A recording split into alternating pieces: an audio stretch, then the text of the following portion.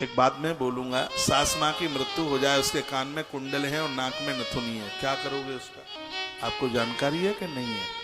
उसके मृत्यु से पहले का जो है उसके ऊपर आपका अधिकार है, लेकिन उसकी मृत्यु के तत्पश्चात उसके नाक से, उसके कान से उतारा गया है, निकाला गया है। वैसे तो ये वर्णने हैं कि जब अर्थी जले तो उसके साथ थोड़ा स्वर्ण जलना चाहिए, भले किंच तो थोड़ा सा, चंदन की लकड़ी, अगर की लकड़ी, कपूर और तुलसी की लकड़ी मस्तिष्क के नीचे रख करके थोड़ा सा स्वर्ण, हाथ के ऊपर मड़ा हुआ गुथा हुआ आटा जिसको पिंड कहते हैं, ये मैंने बहुत सुनाया है गरुड़ पुराण की कथा में।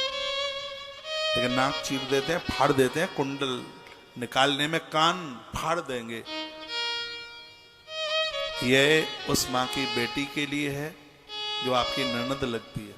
अपनी यूज में उसको मत लीजिए, कुछ नहीं तो किसी गरीब की बालिका की बेटी की शादी में लगा देना, उसको आप स्वीकार मत करना। जैसे आटा छानने के बाद में, जैसे आटा गुथने के बाद, रोटी बनने के बाद उसका परोथन अपनी यूज में नहीं लिया जाता। ये मालूम है कि नहीं मालूम?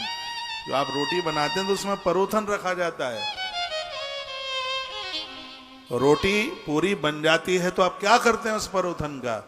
आप कहते हैं कनस्तर में डाल देते हैं, दूसरे दिन काम में ले लेते हैं। नहीं, उसके ऊपर चींटियों का अधिकार है, उसके ऊपर कीड़े मकोड़ों का अधिकार है। इससे कभी राहु और केतु की दशा परेशान नहीं करती, इससे काल सर्प दोष इससे शांत हो जाता है, ग्रहों की प्रतिकूलता अनुकूलता में बदल जाती है। परोथन का आटा द्वारा से काम में नहीं, उसको इकट्ठा कीजिए। पीपल, बरगद, जहां चींटे मकोड़े रहते हैं ये वहां डाला जाता है। जैसे उस परोथन को यूज में नहीं लिया जाता, उसी प्रकार से सास ससुर किसी की जो मृत्यु हुई है, उनके आभूषण, उनके अलंकार स्वयं के काम में नहीं, उनकी बेटी को दे दो जो ससुराल में, जो आपकी ननद लगती है। उसकी बेटी की बेटी को दे दो जो तुम्हारी भांजी लगती है। अपनी बेटी को दे दो जो ससुराल में है, उसको आप खुद यूज मत कीजिए। चाहे देवरानी, जेठानी, घर में जो भी कोई है, और 1 वर्ष के लिए इस ऋण से मुक्त होने के लिए उनकी तिथि पर हर महीने 2 ब्राह्मण जमाइए। 11.5 महीने तक ये होता है, इससे उनकी आत्मा को शांति मिलती है। उनके नाम से धर्मशाला बना दें, उससे भी जीव को उतनी संतुष्टि नहीं होती जितना कि 1 वर्ष में उनकी तिथि पर ब्राह्मण को भोजन कराने से उन्हें जो संतुष्टि प्राप्त हो, उन्हें जो संतोष मिलता है पूरा साल, लगभग 11.5 महीना, उसमें 11.5 से 12 महीने के बीच में ये तिथि पूरी हो जाती है।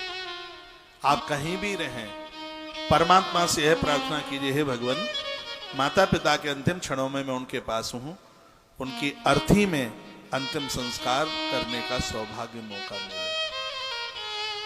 और जिनको अग्नि दाह नहीं किया जाता, ऐसा ही जीव अगले जन्म में मूलों में पैदा होता है, उसको बहुत कष्ट होता है, उसको बहुत दिक्कत होती है, वो 27 दिन के मूल पड़ जाते हैं। ये वही लोग हैं जिनको ठीक से अंतिम संस्कार, उनको आग नहीं दी गई। इस कोरोना काल में ऐसे बहुत लोग चले गए जिनकी अर्थी नहीं मिली, जिनको अंतिम संस्कार नहीं हुआ।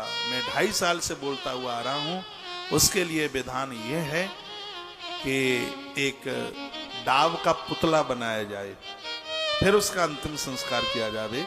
ये गरुड़ पुराण में लिखा है। और यदि वो भी नहीं हुआ है तो उनके निमित्त 26 ब्राह्मण, 26 उसका दूना हो जाता है। वैसे 13 होता है, समय पर उनका हुआ नहीं है तो उसको 26 ब्राह्मणों को भोजन करा करके उस जीव को संतुष्टि हो जाती है।